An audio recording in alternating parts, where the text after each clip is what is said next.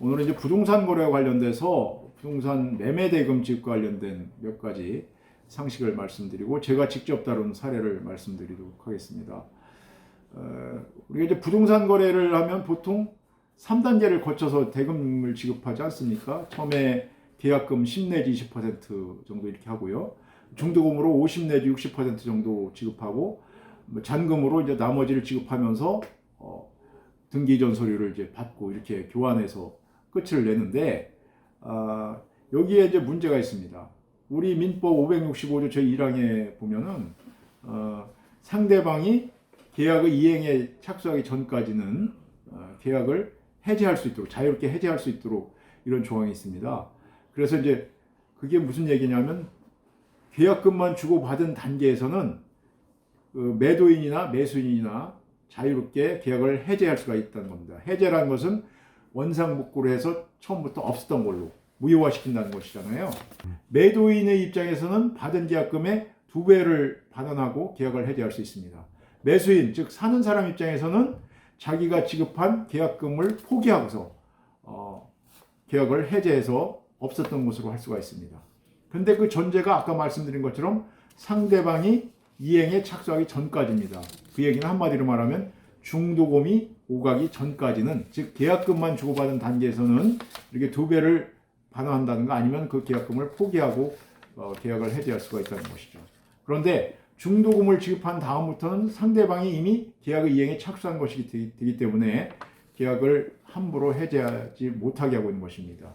왜냐하면 이미 중도금까지 지급이 된 단계라면 그 지급한 사람 입장에서는 나중에 잔금을 지급하고 소유권 이전 등기를 당연히 받아온 것을 예상하고 있는데 갑자기 매도인 측에서 뭐 부동산 값이 올랐다든가 이런 이유로 안 판다고 하면은 굉장히 큰 손해를 볼 수 있기 때문에 이를 방지하기 위한 것이죠.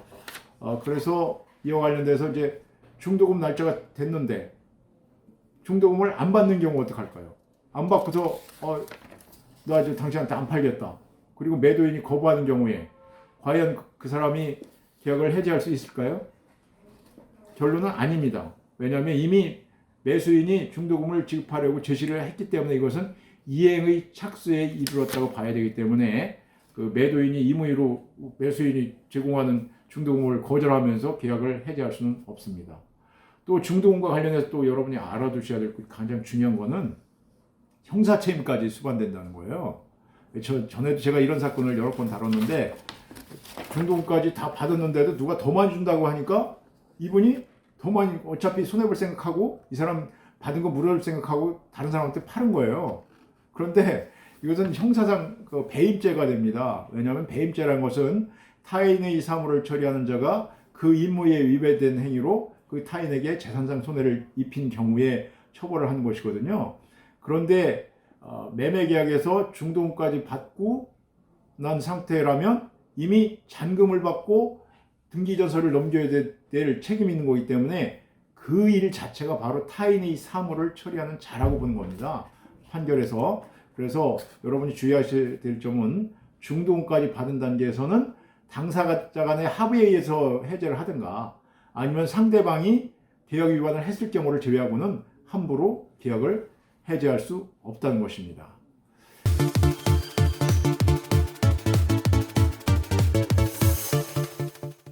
이것과 관련해서 제가 실제로 다른 사례를 말씀드리고 싶은데요. 작년 5월이었습니다. 아시는 분은 아시겠지만 제가 사는 청주 오창에 방사광 가속기가 유치됐습니다. 이것이 뭐 100년 먹거리니 뭐 이렇게 해가지고 굉장히 그 유치전이 치열했었는데 나주하고 청주하고 이렇게 경쟁하다가 결국은 청주에 됐거든요. 그런데 제 의뢰인이 4월 말에, 그것이 이제 5월 초에 그것이 확정이 됐는데 4월 말에 그 오창에 있는 바로 이제 방사광 가속기가 들어올 그 지역입니다. 그 아파트를 3억 5천 주고 계약을 했답니다. 그래서 계약금 10%만 주고 잔금 90%는 4개월 뒤인 8월 말에 주기로 하고서 이제 계약을 맺었거든요. 근데 이분이 이제 중도금 조항이 없었어요. 아까 제가 이제 뭐 3단계로 보통 한다고 했지 않습니까? 그런데 이제 2단계로 한 경우도 있고 아예 뭐 한꺼번에 주고 이렇게 해서 끝내는 경우도 있는데 이분은 2단계로 한 거예요. 그런데 이분이 불안해진 겁니다. 이게 자꾸 여기저기 뉴스 나오는데 오창이 될 것 같다는 그런 소문도 있고 그러니까 만약에 오창에서 유치가 되면 부동산 값이 오를 것이 영향 관하기 때문에 불안해지는 거예요, 이분이. 그래서 계약 맺은 며칠 뒤에 이분이 이제 그 중개업자를 통해서 매도인에게 연락을 했습니다. 중도금 한 1,000만 원 정도 넣으려고 하는데 괜찮겠느냐. 그러니까 그 매수인 측에서 그러라고 한 거예요. 이분은 별 생각이 없었던 거죠. 별 생각 없이 했던 것 같습니다. 그런데 이제 그렇게 놓고 나서 통장을 입금했는데 그 며칠 뒤 5월 초에 방사선 가습기가 오창에 유치가 된 겁니다. 그러니까 자꾸 이제 갑자기 부동산 값이 올라가기 시작한 거죠. 그러니까 이 매도인이 그때 정신이 번쩍 드는 거예요. 이거 처음에 3억 5천에 계약했는데 어떤 사람이 1억 5천 더 해서 5억에 팔라고 막 나오고 하는 거예요. 그러니까 6월 초에 이분이 내용증명편을 제 의뢰인인 매수인한테 보내서 이거 값이 너무 올라서 나 그 가격으로는 당신한테 못 팔겠다. 계약 해줘야 되겠다. 이렇게 이제 통보가 온 겁니다. 그래서 겁이 난 매수인이 저를 찾아와서 저와 이제 상담을 하게 됐던 것이죠. 그래서 저희 법인에서는 이미 중도금을 지급했기 때문에 그거에 의해 가지고 이행에 착수를 한 것이어서 처분금지 가처분을 그 아파트에 대해서 했고요. 그리고 본안 소송으로서 이제 잔금을 지급받고 소유권 이전 등기를 이행하라라는 소송을 제기한 바가 있습니다.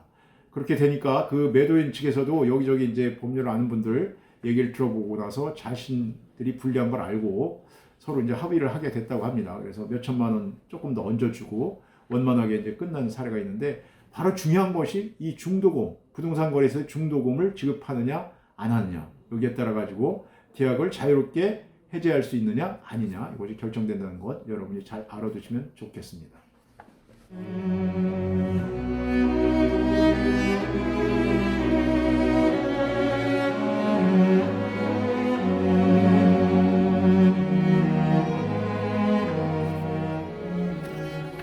마지막으로 여러분 최근에 읽은 하벤 길마라는 사람의 자서전 이야기를 좀 보십시오. 올해 처음으로 제가 읽은 책이 하벤 길마라는 영문으로 된 그런 자서전이었습니다.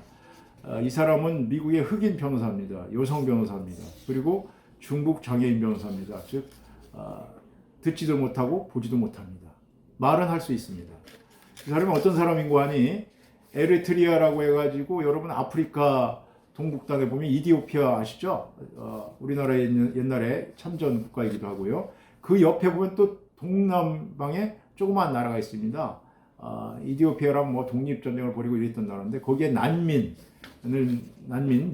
미국으로 이주한 난민 부모를 둔 그 흑인 소녀였습니다. 태어날 때부터 눈이 굉장히 약했고요. 또 청력이 약했습니다. 그런데 결국은 성장하면서 둘 다를 다 잃어버린 것이죠.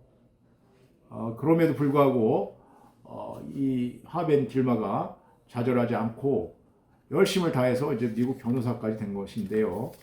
여러분 이제 이런 보이지 않고 듣지도 못하고 말하지도 못하는 그 맥노아 삼중고의 대표적인 사람으로 우리가 헬렌 켈러 여사를 기억하지 않습니까? 헬렌 켈러 여사도 그렇게 삼중고를 겪었었는데 설리반 선생님을 만나서 평생 그분 덕분에 정말 그 레드클리프 대학이라고 하버드 대학의 그 자매 학교인 여학교를 졸업했습니다. 이분이 공부도 잘하고 그래서 하버드 대학에 가려고 했었는데 그때 당시에는 여학생을 뽑지 않았다네요.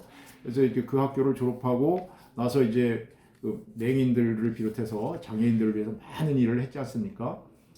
그런데 이 헬렌 켈러 여사보다는 이 하벤 길마는 한 가지가 좀 나은 게 말은 할 수는 있었어요. 어찌됐건 간에 보지도 못하고 듣지도 못하니까 얼마나 힘든 생활을 했겠습니까? 그런데 좌절하지 않고 열심히 공부를 했고요.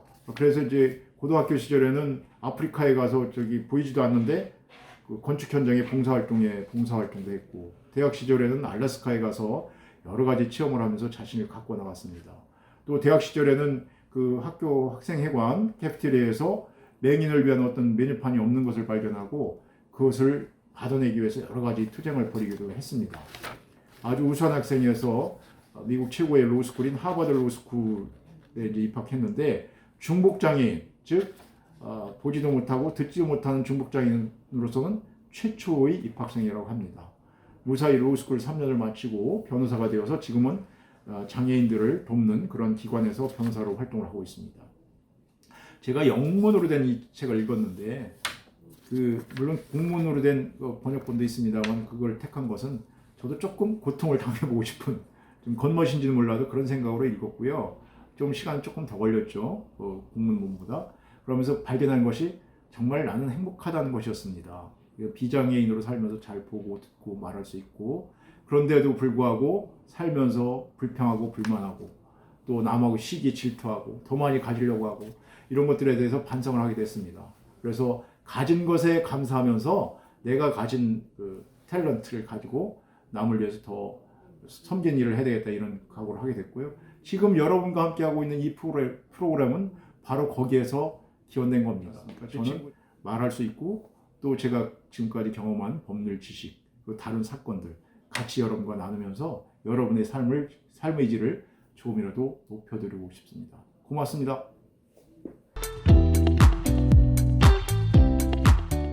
My name is Haben Gurma.